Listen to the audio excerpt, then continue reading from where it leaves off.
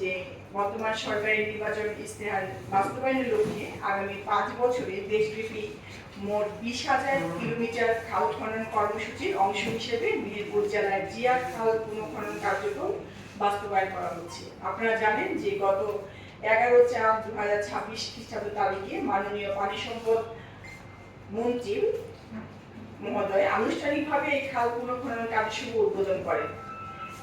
বাংলাদেশ পানি উন্নয়ন বোর্ড মেহেরপুর কর্তৃক বাস্তবায়িত এই প্রকল্পের আওতায় মেহেরপুর সদর উপজেলায় অবস্থিত জিয়া খালের মোট 1.100 কিলোমিটার খাল খনন কাজ হাতে নেওয়া হয়েছে।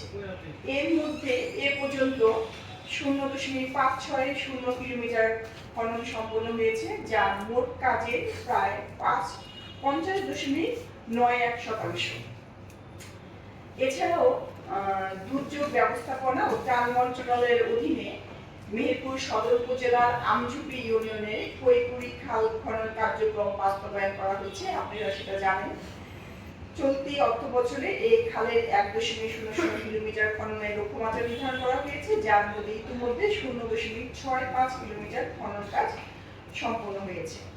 আমরা জানি যে এই খাল খনন কার্যক্রম বাস্তবায়নের মাধ্যমে এলাকার জলাবদ্ধতা নিরসন, পানি নিষ্কাশন ব্যবস্থার উন্নয়ন, ভূপরিস্থ পানি সংরক্ষণ বৃদ্ধি এবং কৃষি উৎপাদন বৃদ্ধিতে গুরুত্বপূর্ণ ভূমিকা রাখবে।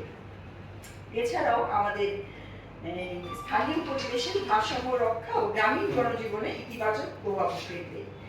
আমাদের 5 বছরে 25 কোটি বৃক্ষরোপণ কর্মসূচির অংশ হিসাবে স্থানীয় সরকার বিভাগ কর্তৃক যে আমাদের যে বাস্তবায়নের যে এপ্রিল যে তথ্য আছে 2026, আমাদের 180 দিনে নির্ধারিত বৃক্ষরোপণ লক্ষ্যমাত্রা অনুসারে মেহেরপুর জেলার মাসিক লক্ষ্যমাত্রা ন্যূনতম 7,254টি।